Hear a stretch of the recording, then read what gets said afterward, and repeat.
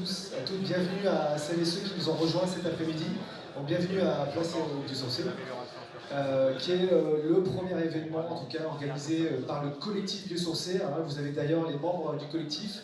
Je vais les citer un par un, donc on ne va pas commencer par Fibois, parce que je fais partie de Fibois, mais je vais quand même citer. Donc, le collectif Paris-Américain pour la paille, qui va prendre la parole après moi. Construire en chambre, le parc naturel régional de Brière pour le roseau, collectif terreur américain pour la terre, et puis aussi des membres constitutionnels, on va dire, institutionnels, pardon, la région Pays de la Loire, l'Adréal, et aussi des réseaux autour de la construction, l'éco-construction, Novabid et Ecobat. Et Fibois, donc bienvenue dans notre bâtiment, donc au bâtiment B. Et donc je reprendrai la parole, mais là je reprends ma casquette du collectif Vieux-Sourcé, juste pour vous dire que cette entité est relativement récente, je crois qu'elle a à peu près un peu plus de 2 ans. On n'a pas de statut juridique, donc on est assez libre, et c'est un petit peu aussi l'objectif d'une structure libre, c'est-à-dire de pouvoir échanger dans un cadre assez libre, de structurer des actions communes, comme aujourd'hui, de fédérer les filières à l'échelle régionale pour aussi accompagner tous les acteurs de l'acte de construire sur l'utilisation des matériaux biosourcés, géosourcés. Et aujourd'hui, un petit rappel, c'est qu'on a voulu aussi mettre en avant les acteurs économiques, de la filière bio-géosourcée en Pays de la Loire. Et on est aussi ravis de pouvoir montrer qu'il y a aussi beaucoup d'entreprises qui œuvrent dans ce domaine. En introduction, peut-être reprendre, alors c'est pas très graphique, mais vous montrer en fait des notions intéressantes qui ont été reprises par le hub des prescripteurs bas carbone, où en fait c'est un brief, ce qu'il appelle un brief filière sur les biosourcés, qui met en avant, en perspective justement, la question des biosourcés dans ce qu'on appelle la SNBC, Stratégie Nationale Bas Carbone, qui donne une ambition assez simple, c'est diviser par 6 les émissions de gaz à effet de serre par rapport à 90, et réduire aussi de 85% l'impact des émissions liées aux matériaux. Et pour ce faire, dans la SNBC, il est clairement inscrit la contribution en premier lieu de la filière forêt-bois dans sa capacité à stocker du carbone, à séquestrer du carbone en forêt et à séquestrer ce carbone dans les matériaux à longue durée de vie, comme le bois. Et ça c'est intéressant parce que la contribution pour la forêt et le bois, c'est 65% des puits de carbone de la France. À échéance 2050. Donc vous voyez, la contribution est non négligeable. Et pour ce faire, il va falloir multiplier par 3 la production de produits bois à longue durée de vie entre 2015 et 2050. Alors ce qui est aussi intéressant, c'est que dans cette stratégie, ce scénario, les autres filières biosourcées ne sont pas pris en compte. Donc ça veut dire qu'il y a un potentiel encore plus important si on considère aussi les autres biosourcés issus soit de l'agriculture, soit du recyclage, et ça montre, alors là j'ai pas les chiffres, mais ça montre tout le potentiel de ces filières à l'échelle nationale. Alors si vous êtes intéressé, surtout n'hésitez pas à aller voir ce document, il est en téléchargement, on mettra en restitution après l'événement le support que vous puissiez avoir accès à ce brief qui est très intéressant. Ça, c'est des chiffres que vous avez vu passer pour ceux qui étaient déjà là, donc je ne vais pas forcément m'apesantir dessus. Mais ce qui est assez intéressant, c'est qu'au sein de l'AICB, alors l'AICB, c'est l'Association des industriels de la construction biosourcée, grosso modo, c'est le syndicat des industriels des isolants biosourcés à l'échelle nationale, qui donne un petit peu des chiffres un peu macro, et qui montre que la part de marché, par exemple, des biosourcés, c'est à peu près 11%, et ça corrobore à peu près à ce que représente le bois au niveau national. Donc vous voyez qu'il y a encore une grosse, on va dire, un gros travail, parce qu'on parle beaucoup des biosourcés, mais on reste encore minoritaire, on reste les challengers du bâtiment, mais on est des gros challengers, donc on y croit fortement, et la présence forte aujourd'hui de vous montre qu'il y a un intérêt grandissant sur ces matériaux. Je ne vais pas m'apesantir sur les autres chiffres, mais ça vous l'avez vu aussi, donc vous voyez qu'il y a une diversité de formes des matériaux biosourcés pour l'isolation, sous forme de béton, de panneaux, de rouleaux ou de vrac, comme certains sont présents aujourd'hui. Et aussi des implantations à l'échelle nationale aussi, qui sont en développement. Là aussi, alors, pareil, je ne vais pas forcément montrer les autres chiffres plus en détail parce que vous avez dû les voir dans votre attente, et je vous invite plutôt à aller sur le site aussi nationalbâtiment-biosourcé.fr.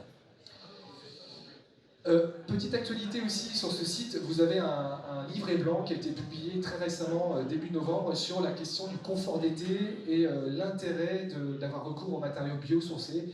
Donc, je vous encourage aussi à aller voir ce document qui est très intéressant, où en fait il va vous présenter différents aspects, notions techniques liées à l'hygrothermie des isolants liés au déphasage thermique qui est différent de l'inertie. Souvent on fait une confusion entre déphasage et l'inertie. Il va aussi nous parler de déphasage hygrothermique, qui est une notion qui est absolument pas réglementaire, mais qui pour autant est un vrai argument en faveur des biosourcés et géosourcés. Donc je vous encourage vraiment à aller voir ce document.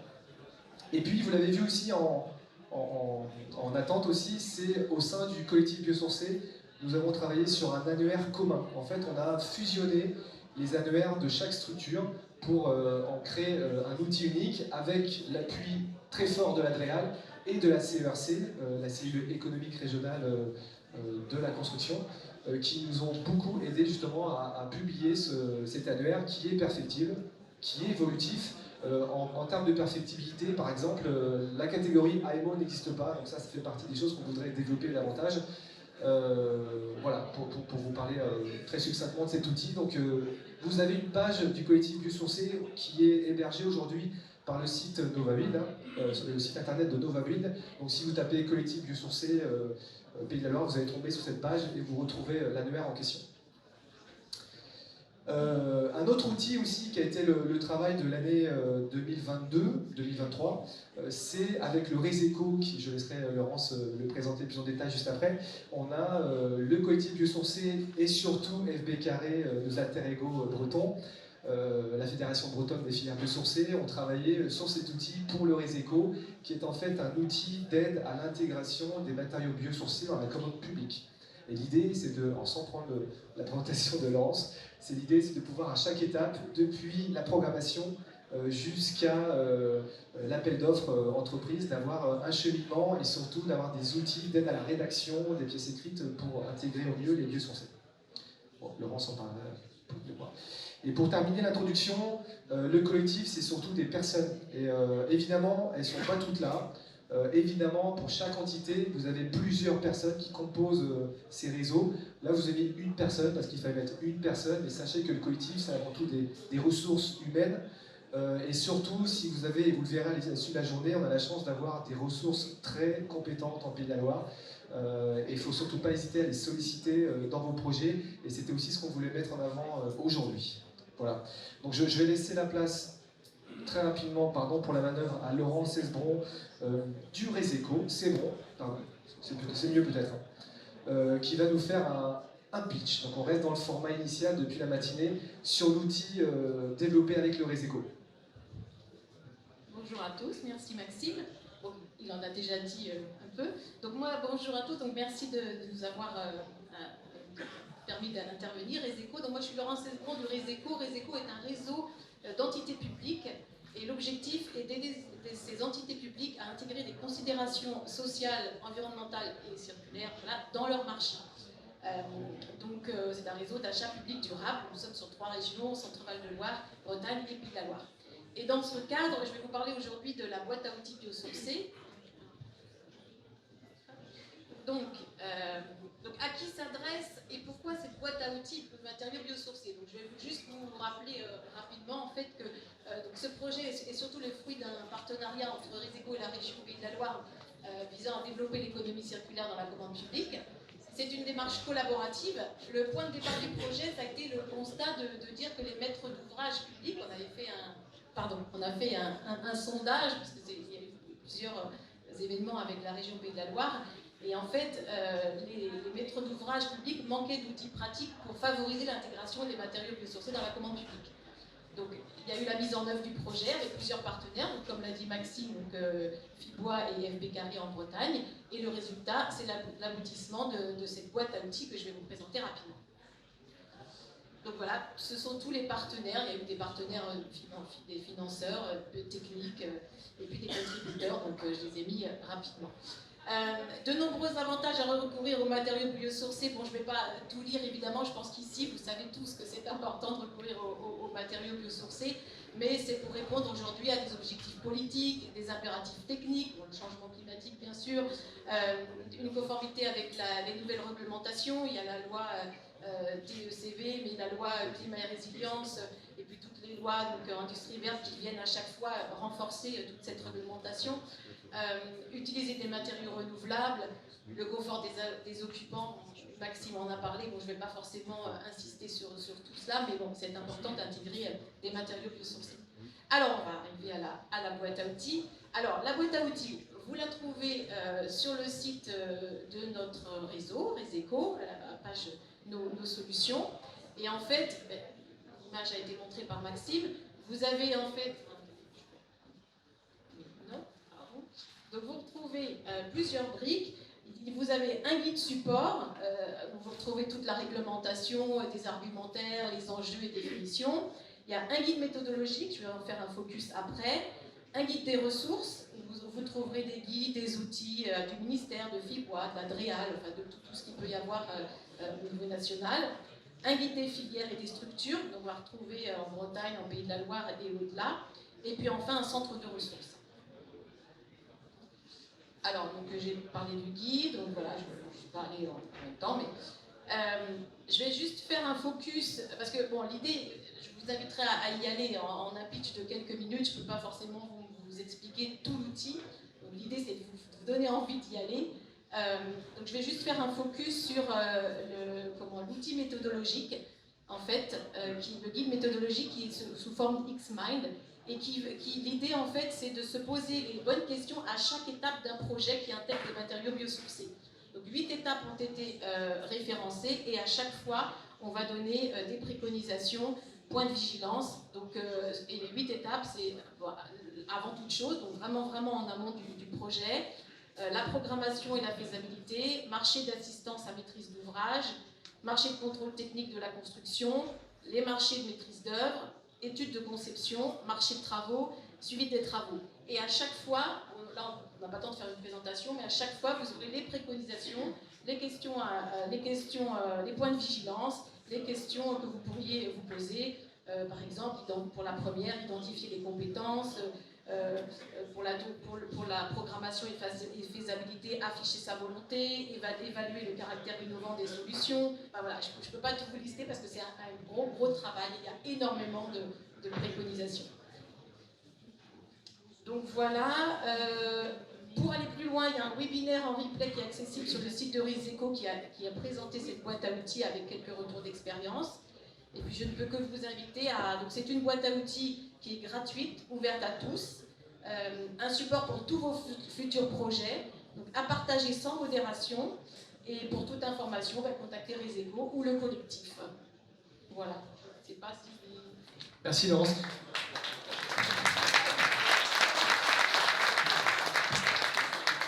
On ne peut pas prendre de questions parce que sinon on va dépasser, mais je vous propose de garder vos questions pour Laurence en direct à l'issue de cette première heure. C'est parfait. Merci.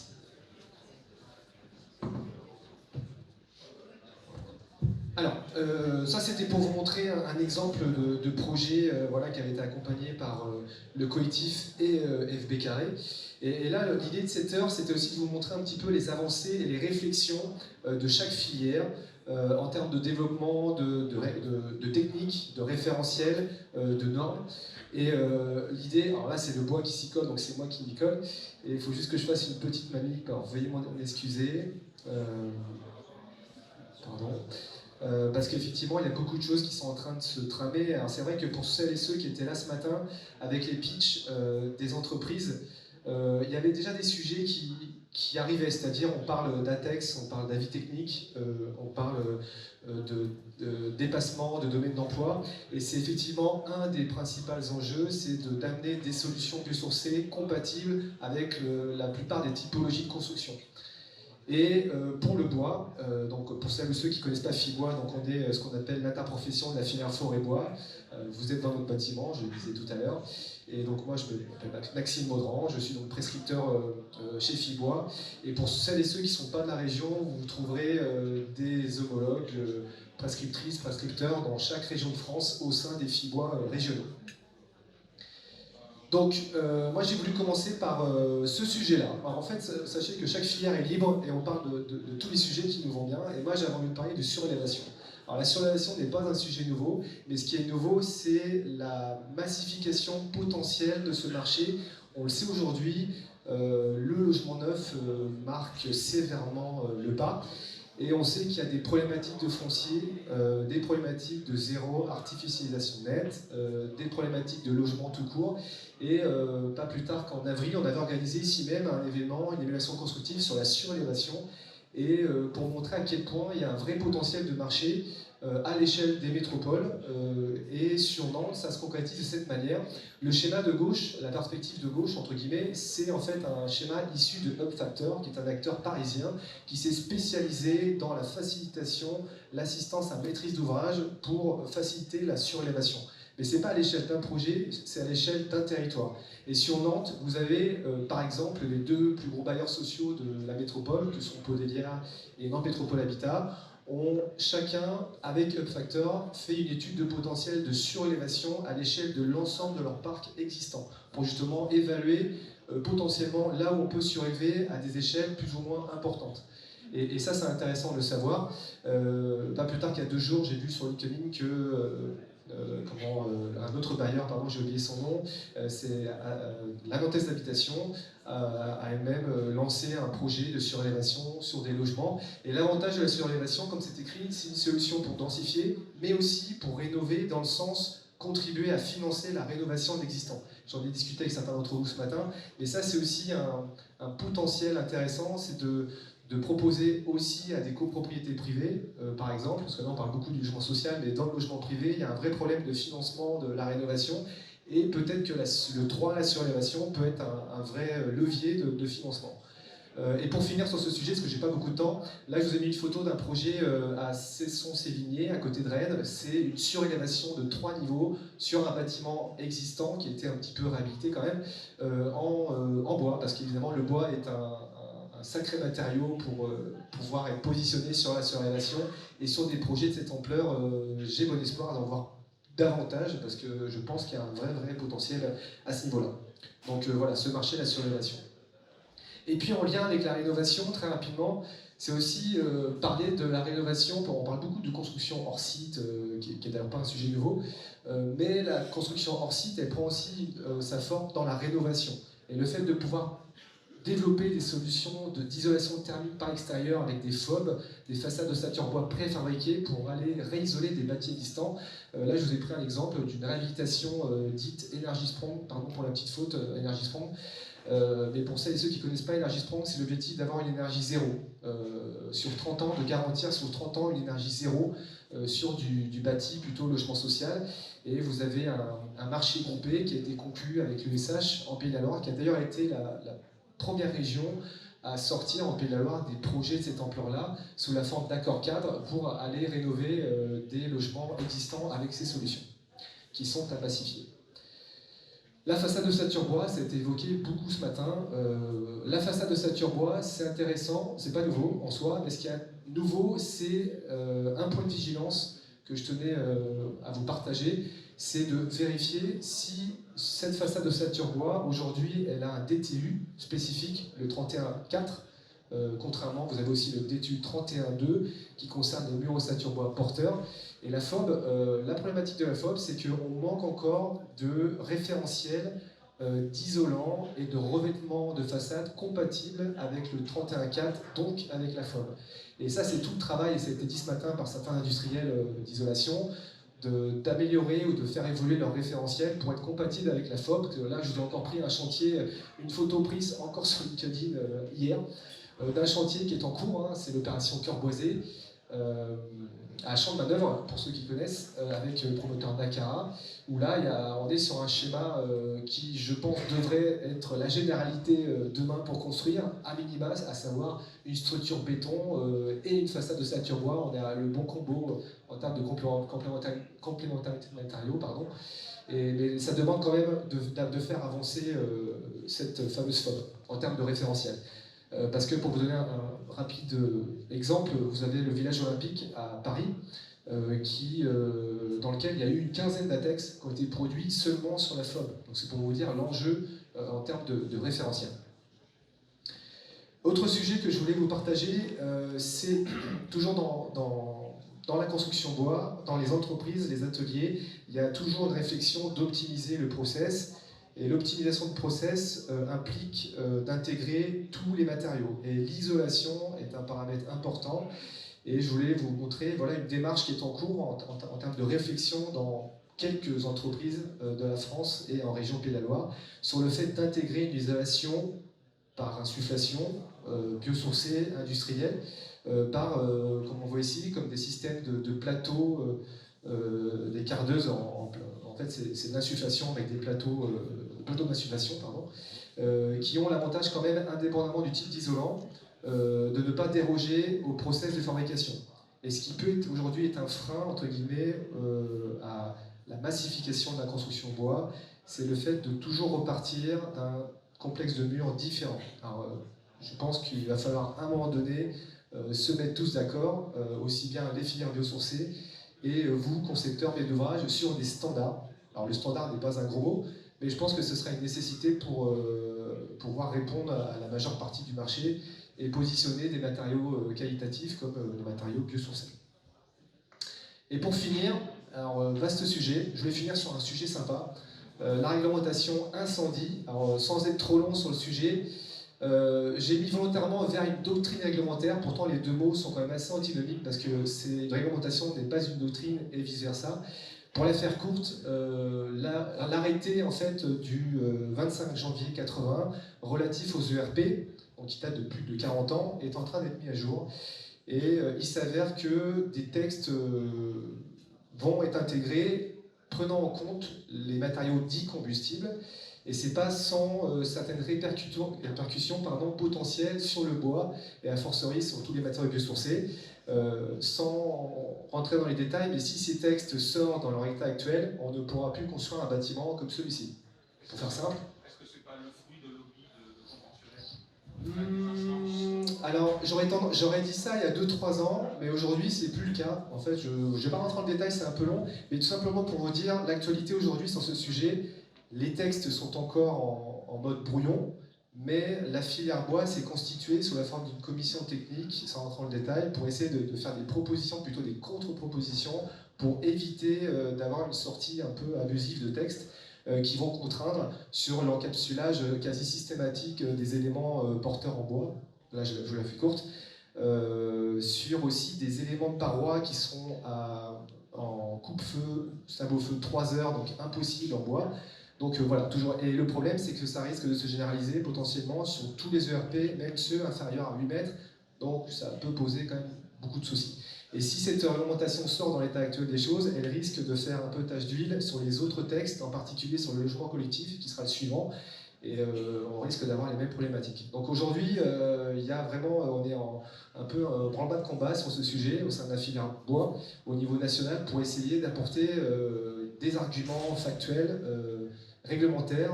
Par ailleurs, il y a eu un déplacement à Zurich, justement pour aller voir l'expert de la commission incendie aux Eurocode 5, pour ceux que ça parle, pour justement aller chercher des arguments à l'Europe, au sein de l'Europe, pour dire, voilà, en France, on ne peut pas déroger à la réglementation européenne de ce point de vue-là. Bon voilà, donc c'est un sujet très important pour la filière, et bon voilà, on espère que ça va bien se passer, mais c'est pas garanti. Voilà. Je passe la main, je finis sur simplement quelques documents à télécharger. Très récemment, il y a quelques jours, un document, celui de droite, qui complète celui de gauche, est sorti sur la question du confort d'été dans les constructions bois. Et puis, petite actualité régionale, le 1er décembre prochain, nous organisons en fait une visite de chantier de logement collectif sur le plateau des Capucins à Angers. Donc, n'hésitez pas à vous inscrire. Le 7 décembre, on fait la visite d'ailleurs d'un des exposants ici présents, Minco, une visite entreprise par le bois, et une série de séminaires organisés par Fibois France sur la question des essences dites secondaires. Comment valoriser toutes ces essences qu'on a dans nos forêts françaises pour ne pas rester systématiquement que sur de l'épicéa ou voilà, sur des essences un peu monospécifiques, et en sachant qu'en France, on a beaucoup d'essences à valoriser. Et évidemment, je vous donne rendez-vous toutes et tous au Carrefour international du bois qui aura lieu fin mai à la Beaujoire, au parc des expositions, où vous êtes tous cordialement invités. Voilà, je laisse la main, pardon, je suis là, à Benoît. Voilà. Benoît sur la partie paille. Je te laisse te présenter 30 secondes et je fais la bascule. Merci beaucoup. Et puis merci de nous accueillir dans ce beau bâtiment. C'est un super outil, on est toujours content d'être là. Et merci à vous tous d'être si nombreux et si nombreuses à venir nous écouter parler de biosourcés. Donc moi je suis Benoît Dufray, je suis architecte de formation et coordinateur du collectif Paille Armoricain puisqu'on est présent sur la partie Bretagne et Pays de la Loire. Et donc adhérent à ce titre, enfin pas adhérent parce que c'est pas la forme, mais membre du collectif biosourcé Pays de la Loire et de la fédération bretonne des filières biosourcées en Bretagne. Moi ici je vais faire une petite manip parce que je suis bavard pour celles et ceux qui me connaissent et je vais me mettre un chrono pour bien respecter. Donc nous, le collectif Paille Armoricain, on est donc la filière ad hoc en Bretagne et Pays de la Loire. On est les représentants du réseau français de la construction paille donc sur les deux régions. On est une filière qui est très dynamique. On l'a beaucoup dit, on a des compétences extraordinaires sur ces régions. Donc nous, on est 200 adhérents sur ces deux régions dynamiques. On a 2 salariés, donc moi-même et puis Céline Boer, ma collègue. Et 23 délégués départementaux. Ça c'est intéressant puisque le territoire n'est pas forcément le même et les contraintes ne sont pas forcément les mêmes entre la Vendée et le Finistère. Donc vous pouvez vous rapprocher de toutes ces personnes-là pour vos projets paille puisqu'ils seront absolument en connaissance de cause sur le territoire. Ce qu'on peut rappeler sur la paille quand même, ça va sans le dire mais c'est mieux en le disant, la paille c'est pas du foin, donc c'est pas ce qu'on donne à manger aux animaux. La paille c'est la tige de la céréale qui est dépouillée de son grain. Donc, c'est une fibre végétale qui est un coproduit de la production agricole et c'est pas une culture dédiée. On peut imaginer des cultures dédiées pour les biocarburants, etc. Là, c'est pas ça. La paille est plantée pour faire du blé.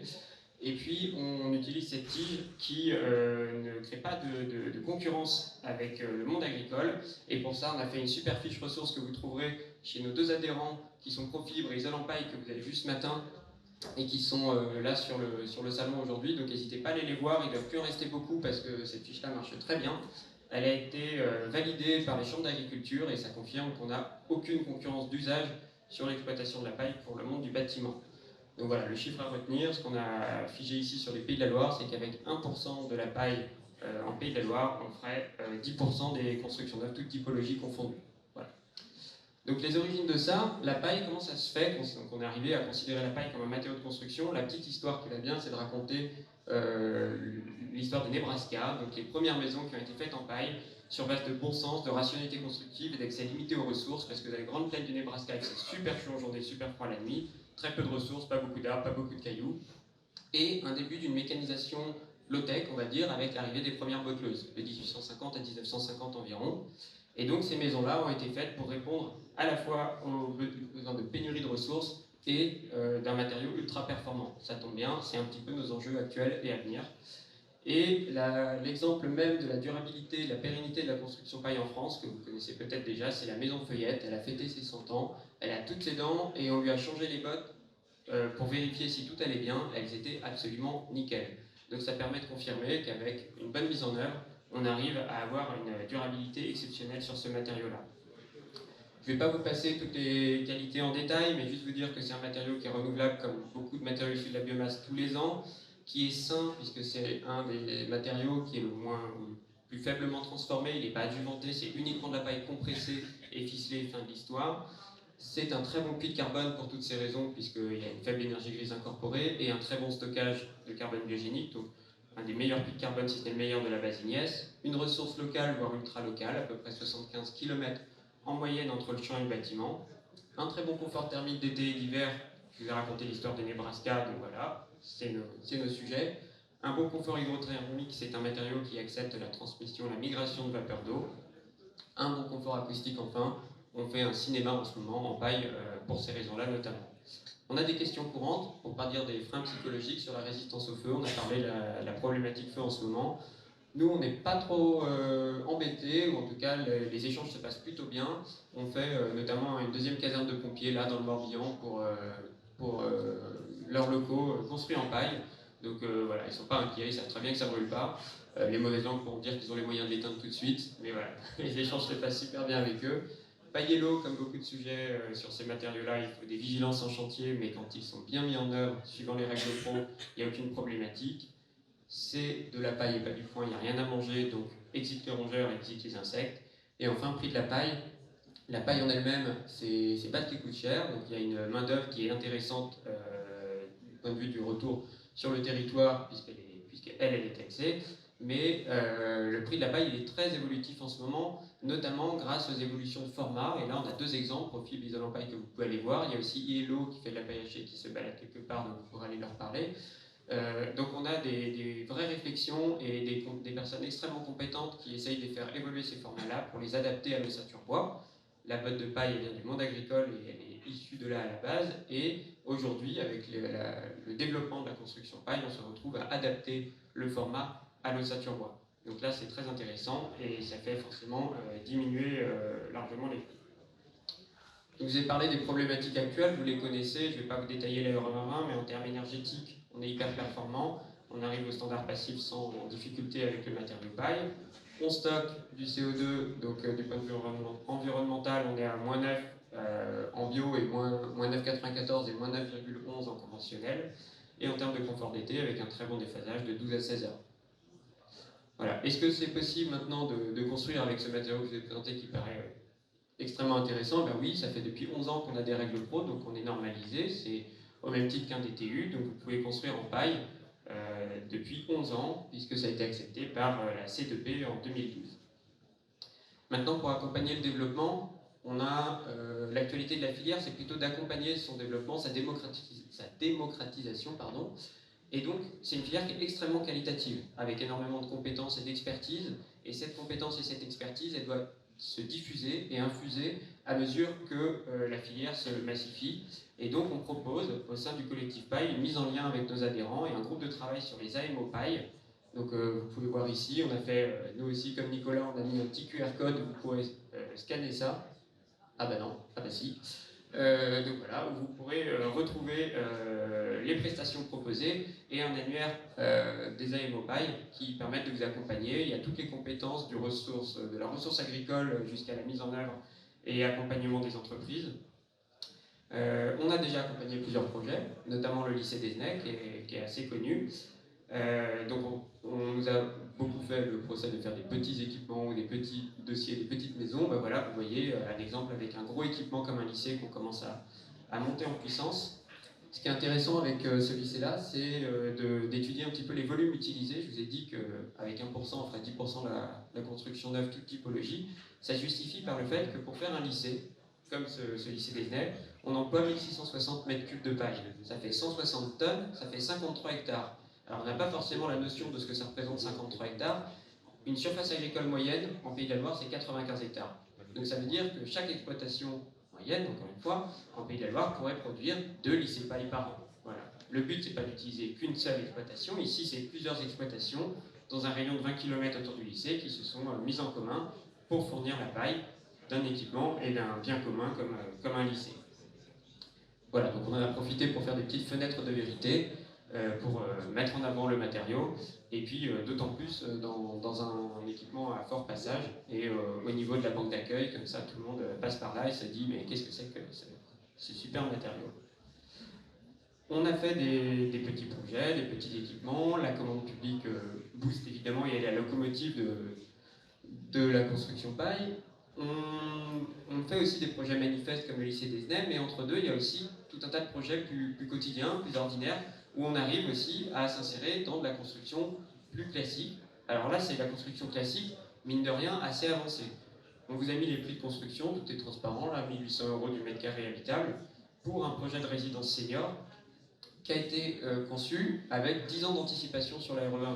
Donc là, l'indice construction carbone est au seuil 2028, avec 170 kg de matière biosourcée incorporée au mètre carré. Pour celles et ceux qui le connaissent, le label, c'est 5 fois le niveau 3, voilà, sans forcer beaucoup, et sans nuire à la mission sociale du bailleur négotoire.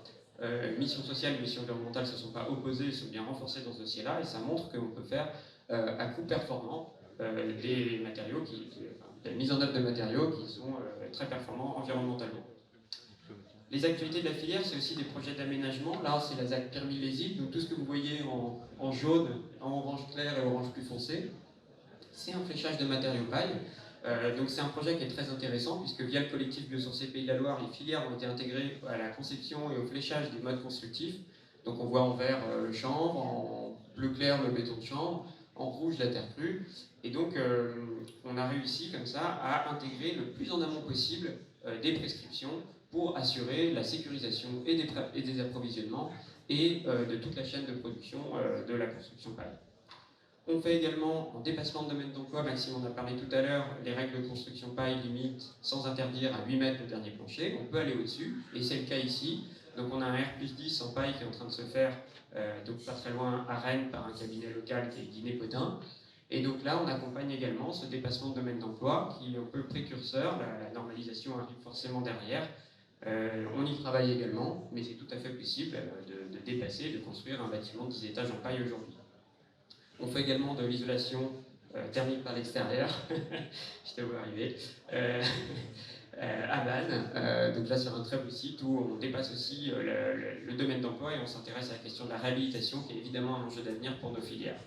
Voilà. Pour avancer sur tout ça, on est accompagné et on va aller sécuriser toutes ces questions avec des essais, du travail sur l'élargissement du domaine d'emploi. On travaille avec l'AQC, l'Agence Qualité Construction, avec un groupe de travail sur le retour d'expérience bâtiment performant. On s'entend très bien avec l'AQC, on s'apprécie réciproquement. On a fait une étude de développement économique qui est en accès libre et que vous pourrez télécharger. Et puis nous, la filière, on fait des lettres d'information bimensuelles pour vous parler de notre actualité. On fait des rencontres hors les murs qui sont des rencontres techniques où on propose toujours des réunions intéressantes. Queen Surf et Paille Porteuse par exemple, dans le Finistère, quitte à aller là-bas, on en profite pour aller l'utile à l'agréable. La prochaine, elle est encore dans le Finistère, à Brest, où on ira voir le conservatoire botanique. Voilà pour moi, désolé, j'ai dépassé de 1 minute 4. Merci.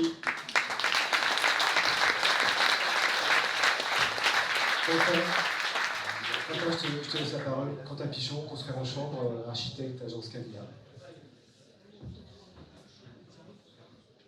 Bonjour à tous. Donc oui, Quentin Pichon, enchanté. Donc, pendant que Maxime met la présentation, donc je suis administrateur de Construire en Chambre, qui est une association nationale comme le collectif Paille, a pu vous parler du RFCP juste avant. J'en suis administrateur depuis quelques années et je suis le relais local en Pays de Loire sur tous les sujets qui touchent aux chambres dans le collectif, avec Maxime Baudran entre autres. Et à côté de ça, je suis aussi associé d'une agence d'architecture où on a la chance de construire que en biosourcé pour l'instant depuis qu'on a commencé l'activité. Alors, construire en chanvre, j'ai été directement à l'essentiel sur la filière chanvre. Donc, pour ceux qui ne connaissent pas le béton de chanvre ou les isolants souples à base de chanvre, ce matin il y a eu une présentation par Cavac Biomatériaux sous la marque Biofib. Ils ont un stand qui est juste ici. Donc si vous voulez plus de détails sur les matériaux, vous pouvez leur poser des questions. Là dans la présentation, vu qu'il s'agissait de vous parler des actualités, je vous ai montré un peu ce vers quoi veut tendre la filière chanvre au niveau national en France. Donc là vous avez un exemple d'un projet à Nantes qui est en cours de construction. Vous avez le prototype à gauche et le chantier est en train de se monter. C'est un immeuble en troisième famille, pardon, donc un R+6 qui est pas trop loin d'ici. Donc vous pouvez aller voir la façade qui est déjà réalisée là, en partie sur le côté.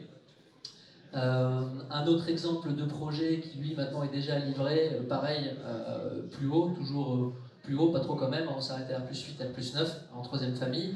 C'est un immeuble en région parisienne, donc à Boulogne. Donc là c'est North by Northwest et LM Ingénieur pour le bureau d'études. Ce bâtiment est livré et donc c'est le plus haut aujourd'hui qui intègre des façades, donc type FOB, façade à ossature bois, rapportée sur une structure primaire, qui intègre une isolation répartie en béton de chanvre. Donc c'est pour vous montrer un peu qu'on peut déjà faire des immeubles au-delà de la maison individuelle, et pas que des immeubles, des ERP aussi, donc établissements qui reçoivent du public. Donc là vous avez pas trop loin de Nantes non plus, sur la commune de Pornic, un hôtel en troisième catégorie. Donc il n'est pas forcément haut par sa taille, mais il est très réglementé, on va dire, par la réglementation incendie, du fait que ce sont des locaux sommeil et que c'est un ERP troisième catégorie. Et donc là, on retrouve le béton de chanvre, encore une fois en enveloppe, encore une fois en mur manteau, donc toujours de la FOB, comme on a vu avant, et en isolation répartie sur l'extérieur. C'est dans les deux cas, dans les trois cas, même les trois projets que vous avez vus, c'est une finition enduite extérieure, une finition minérale, directement appliquée sur le béton de chanvre, qui lui est support d'enduit. Il y a aussi des finitions bardées avec des vêtures ventilées qui peuvent tout à fait être envisagées. Et dans ce projet-là, on ne le voit pas, mais tout le cloisonnement intérieur est réalisé avec des isolants en souple, donc laine végétale à base de chanvre, dont vous avez les exemples des échantillons qui sont juste à côté. Et donc là, c'est une substitution directe de laine minérale, c'est assez simple pour les poseurs. Tout ça dans une réglementation, enfin dans un document normatif qui respectent les réglementations françaises en vigueur, incendie, acoustique, thermique, etc. C'est les règles professionnelles, et là c'est une nouveauté dont je vous fais part, il y a très peu de gens qui ont vu cette slide, mais vous avez la primeur, entre guillemets, c'est la refonte de ce document qui sera présenté à l'agence qualité construction. Donc il y a une instance là, qui donne le feu vert, hein, pour le go pour construire, le 12 décembre prochain. Et donc le domaine d'emploi, voilà, le nouveau domaine d'emploi, ce qu'il faut retenir, c'est de pouvoir monter, en s'appuyant sur les 3 DTU de la filière bois, de pouvoir monter jusqu'à soit R+3 plus comble, soit R+1 plus comble, ou soit, comme les 2 projets qu'on a vus avant, le dernier plancher haut à 28 mètres. Donc ça équivaut à du R+9, grosso modo. Si on rentre dans le détail, c'est en fonction des DTU, c'est en fonction de l'ossature, du calculage de l'ossature, de si elle est porteuse ou non, de si elle est rapportée ou non. Mais donc ce qu'il faut retenir, c'est que aujourd'hui, on peut être assuré en technique courante, les projets que vous avez avant sont assurables, et on peut construire des ERP et des immeubles au-delà de la 5e catégorie ou du logement individuel en béton de chambre. Alors j'ai pas... Ah si, j'ai une dernière slide quand même, sur la ressource. Donc sur la question de la ressource, là vous avez les images de la nouvelle usine de Cavac Biomatériaux. Donc là c'est plus pour parler du local. En Pays de Loire, on a la chance en Pays de Loire d'avoir 2 gros acteurs de la filière chambre. Le 2e bassin de production de chambre, qui est représenté par la Cavac Biomatériaux, donc en Sud-Vendée, et la coopérative qui fournit les semences aux chambriers, qui est à côté de Beaufort-en-Vallée. Donc on a assez bien l'outil en Pays de Loire. Donc la ressource, on l'a. C'est pas trop un sujet, ça n'a jamais été sur le chanvre. Et j'en ai fini. Voilà. Merci.